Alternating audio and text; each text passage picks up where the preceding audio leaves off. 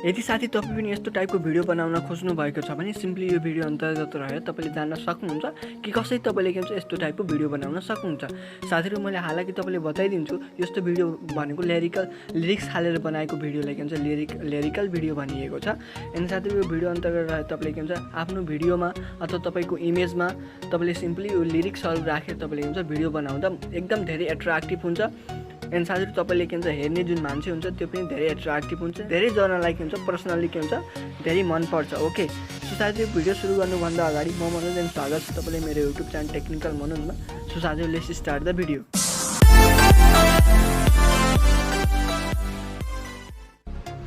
यसका लागि साथी तपाईँले के गर्नु होला भन्दाखेरि आफ्नो काइनमास्टर एप्लिकेसनलाई ओपन गर्नु होला। एन्ड प्लसको आइकनमा क्लिक गरेर के भन्छ 9:16 रेसियोलाई के भन्छ चुज गर्नु होला।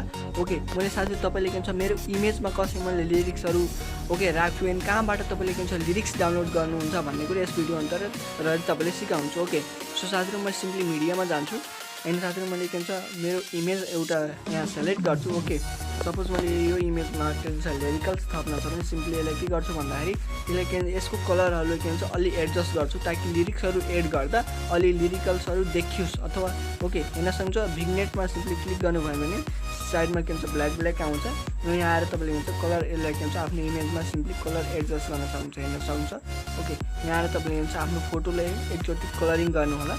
किन जरुरत छ भन्दाखेरि भन्ने कुरा तपाईँले के भन्छ अहिले भिडियोमा थाहा भइहाल्छ साथीहरू। ओके, हेर्न सक्नुहुन्छ यस्तो टाइपको गर्न सक्नुहुन्छ। अनि तपाईँले के भन्छ यो फोटोलाई अझै इन्क्रिज गर्नु होला। यदि तपाईँले अरू फोटो पनि एड गर्न चाहनुहुन्छ भने सिम्पली यहाँ पनि तपाईँले के भन्छ एड गर्न सक्नुहुन्छ। ओके, एन्ड साथीहरू अब तपाईँले के गर्नु होला भन्दाखेरि यति गरिसकेपछि अब तपाईँले के भन्छ जुन लिरिकल्स भिडियोहरू छ कहाँबाट डाउनलोड गर्ने भन्ने कुरा रह्यो।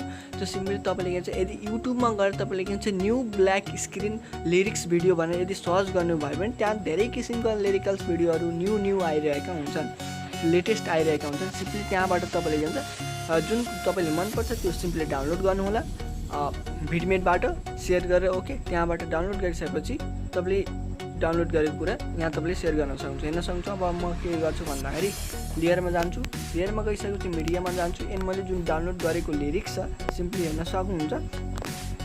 ओके, मैले ओके गरिदिन्छु, हेर्न सक्नुहुन्छ मैले यो लिरिक्सलाई के भन्छ यहाँ डाउनलोड गरेको छु। अब तपाईँले यति गरिसकेपछि हेर्न सक्नुहुन्छ तपाईँले डाउनलोड गरेको कुरा यहाँ आइसक्यो। ओके, तर यो अझ ब्ल्याक स्याडो आइरहेको छ साथीहरू। ओके, हेर्न सक्नुहुन्छ यो ब्ल्याक स्याडो आइरहेको छ। मैले पहिला फर्स्ट अफ अल मैले जुन यो भिडियो छ त्यसको भोल्युमलाई म्युट गरिदिन्छु किनकि साथीहरू विदाउट पर्मिसन मैले यो भिडियोलाई के भन्छ तपाईँको अगाडि सो गर्न मिल्दैन।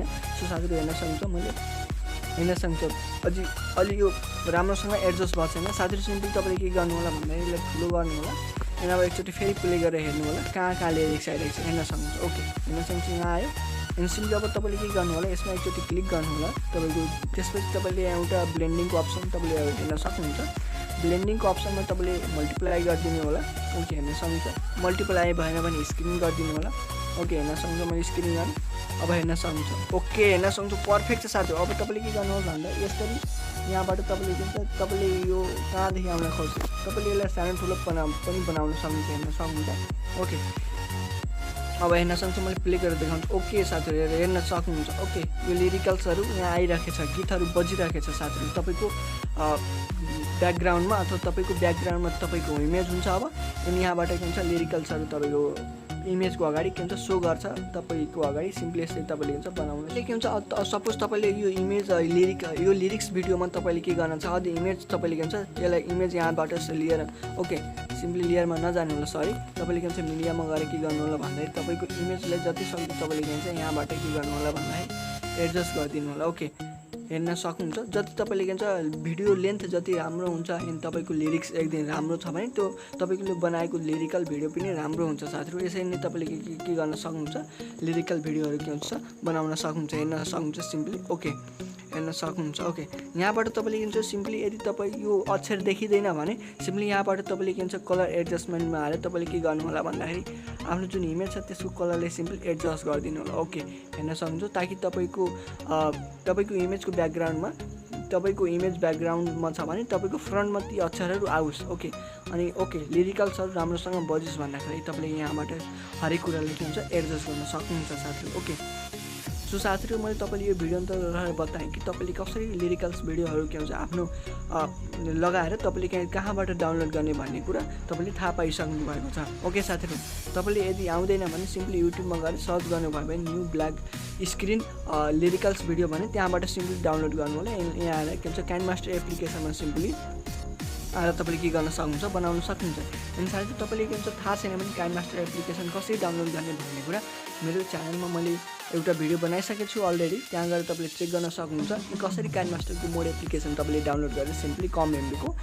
तपाईँले के भन्छ एडिट गर्न सक्नुहुन्छ भिडियोहरूले। ओके, सो साथीहरू आजको लागि यदि साथीहरू तपाईँले भिडियो मनपर्छ भने लाइक गर्नु होला, कमेन्ट गर्नु होला, अनि च्यानलमा पहिलोपटक आउनुभएको छ भने च्यानल सब्सक्राइब गरेर जानु होला। सो साथीहरू आजको लागि यति, भेट्ने नै भेट्यो होला यस्तै इन्ट्रेस्टिङ टपिकमा यस्तै एडिटिङ ट्युटोरियल्समा। अबसम्म साथीहरू जय नेपाल जिन्दाबाद।